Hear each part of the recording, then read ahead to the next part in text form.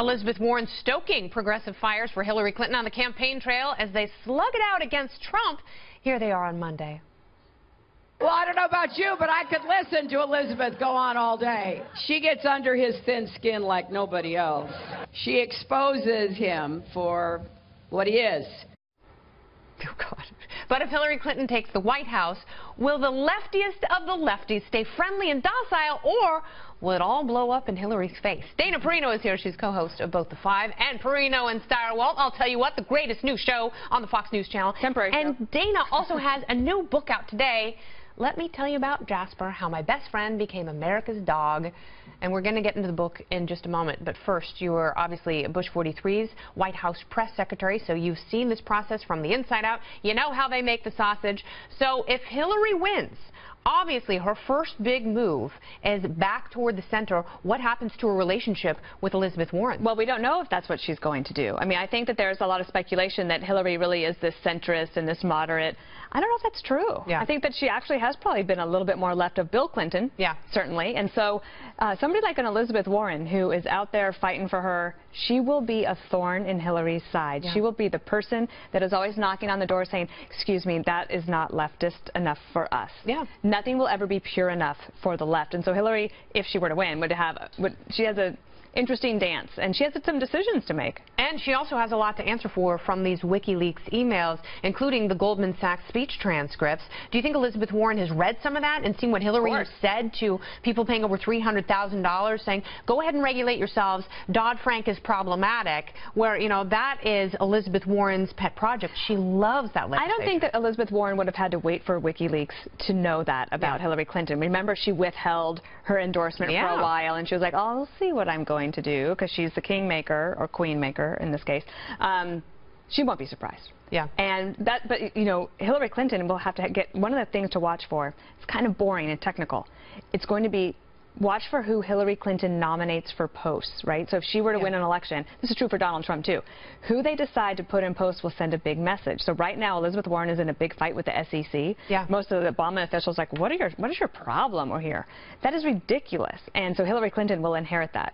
Interesting. And do you think that Elizabeth is going to stay in the Senate? Yes. Or does she want one of those? Well, it's an interesting thing if you're Hillary Clinton and you win the presidency. Do you want Elizabeth Warren as the thorn in your side on Capitol Hill, or do you want to work with her in your administration and risk her not being loyal to you as a cabinet member? Yeah, well, that's what Barack Obama did with Hillary Clinton.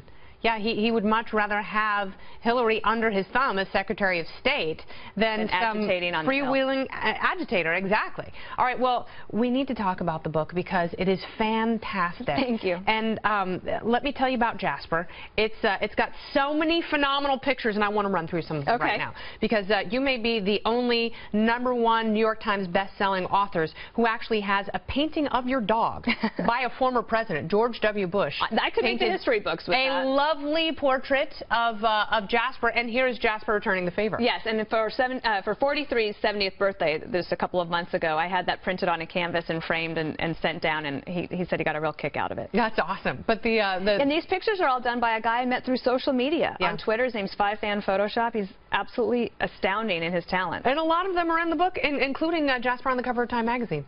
Yes. Now, do you remember that original? Now, this is an original picture of Rand Paul. A year and a half ago was called the most interesting man in politics. Yes, that's right. And that is the picture that came back to me from 5Fan Photoshop. And now he's the Republican nominee for president. Here's Jasper on the couch on Outnumbered. Oh, there we are. There you go. Oh, I loved having him on that day. Of course. Yes, very proper. Very classy. Jasper golfing. This is a crowd favorite. Everybody really seems to love this one. One of my favorite things I learned in the book is that Jasper likes to watch YouTube videos of puppies playing. Yes, he loves that, and also aquariums. That's so sweet. And you know that you're not supposed to babysit your kids with the television? I know you're not supposed to do that with a dog either, but he loves a Woof Woof video so much that I put it on for him. It's been a good distraction, and I'm grateful to be on your show to talk about it. Oh, it's a fun book. No, it's such a great book. Bring people back together after this election year. Yeah, and you know, a follow-up to your #1 New York Times bestseller with this, which has so much humor and life and even some heartache as you talk about your former dog Henry. Yeah. People who have pets Many of them have had to go through the passing of a pet, and that grief never ends.